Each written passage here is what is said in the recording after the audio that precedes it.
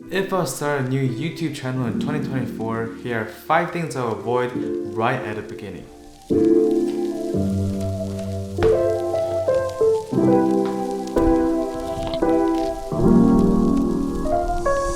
Alrighty, hopefully it's not so windy, but the first thing that you want to avoid right at the beginning is overthinking. Now this might mean that you're afraid of what other people think of your video ideas, what your grandma thinks about you making videos, but if you have an idea, especially for a video, just go make it happen. If you never shot the video, you never tried it, how do you even know how good or bad it will turn out, right? And trust me when I say I've been there more than enough. I usually spend 2 months just to edit my first video because I think it has to be perfect, and I overthink so much about the intro. It has to be absolutely perfect, so otherwise nobody will want to watch it. And after that first video, I just realized that if you're always stuck on that one single project and never move on, you'll never be able to improve on the next one. And with almost 2 years of posting videos here on YouTube, I still feel a bit of nervousness and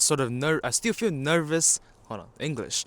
I still feel a bit nervous when I publish a new video and I don't know whether it's gonna turn out well. But honestly, if you have an idea, go make it happen, because the more you wait, the idea itself will just fade away and eventually you won't even think about it and think of it making a video. But yeah, to basically sum it up, done is better than perfect all the time. Hold on, this is actually a lot chillier than I thought it would be. A few days ago it was like 18 degrees. I was wearing t-shirts and almost shorts, but now it's only like 3 degrees and I'm in like full-on jacket and gloves and everything. I'm telling you, this climate change thing is not it, bro. Alright, hopefully this is gonna work. I mean, especially if I almost fell. Especially if I sit up here and talk like this. I think it's fine, right? Oh, it's way too windy. Let me just have my hoodie on.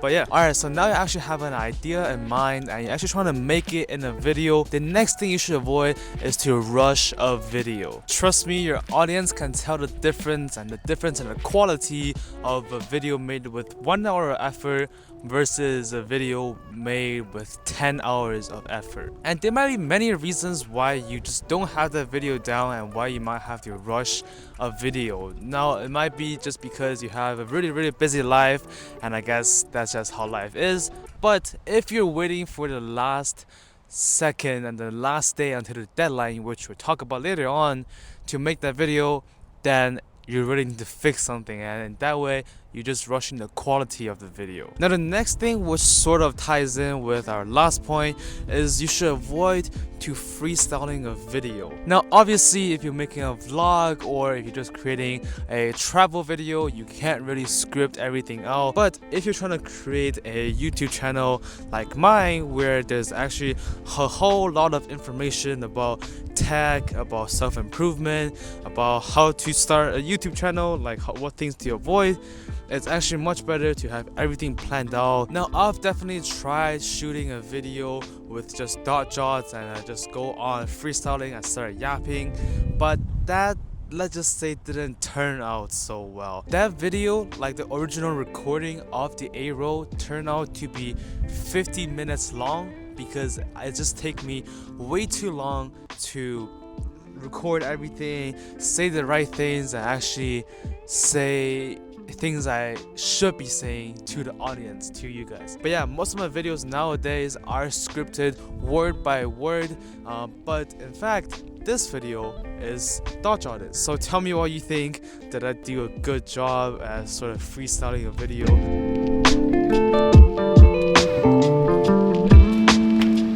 Ready. Now that we're indoor, let me just take this ND filter thing off.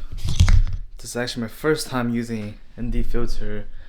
Not my first time, but some of the only time I use this filter in one of my videos. But yeah, this will be my first time trying this Nang thing by itself. I don't know hopefully it's all good and stuff. But okay, now that you have your video shot and edited, the next thing you want to try to avoid, the next big thing you're trying to avoid is overlooking the thumbnail. To be completely honest with you, I really didn't care about thumbnails until the end of last year, and you can scroll through all my YouTube history, you can see by then I actually started taking thumbnails a bit more seriously. Now, without going into all the nerdy click-through rate and everything like that, thumbnails are basically the cover of a book, so the cover of your video, and people will judge your video based off of your thumbnail and whether they're gonna even click on it. Now, this doesn't have to be astronomical, have to be perfect like a Mr. Beast level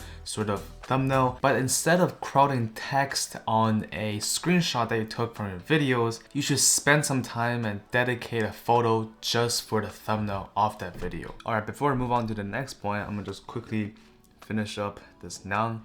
It's actually surprisingly good, at least better than I thought it would. But yeah, alrighty, now that you've got everything you could think of, the video, the thumbnail, the title, everything got ready, the last thing you want to avoid before posting that video is to post randomly. This means you should find a specific time of the day, of a week, instead of making the video public as soon as you're done uploading that video onto your YouTube studio. Now, you might be wondering, why is that? Now, I would like to think of my YouTube channel as a Netflix series, and let's just say you're watching a TV show and they always upload a new episode at 2 a.m. on a Wednesday night.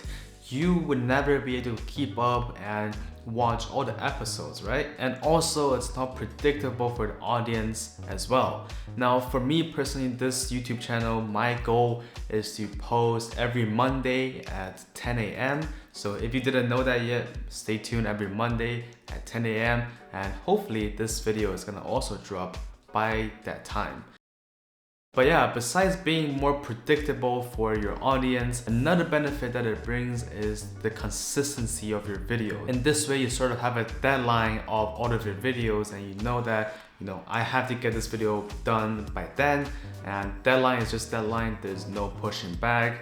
You might have to suffer some good night's sleep, but it's good for the channel in the long term. And yeah, to sum it up, consistency over intensity all the time. Alrighty, now just some insights into this channel right now.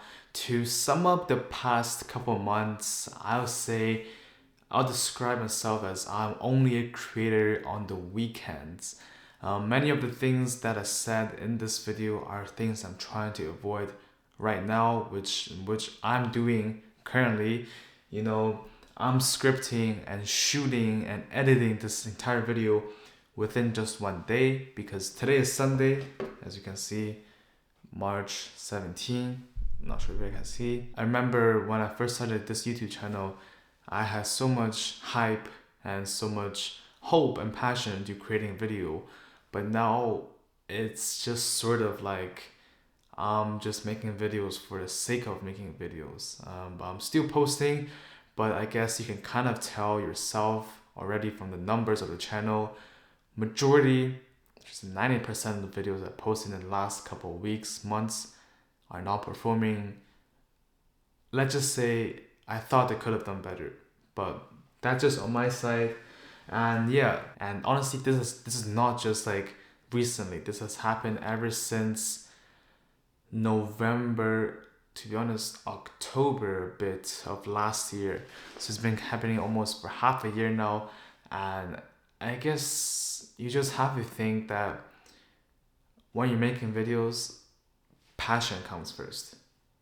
I think, yeah, that basically sums it pretty well. My videos have not really been what I want to create, but more of what the algorithm want me to create and what other companies and other brands want me to create. But yeah, that's just my channel. And if you're watching this right now, I hope you have a great channel and a great future with like tons of subscribers, tons of likes. But that's just for me. And if you found this video helpful, and if you liked it in any ways, hold on, what is this term? change it to screensaver. But if you like this video, make sure to leave a like and drop a sub, and hopefully I'll see you in the next one.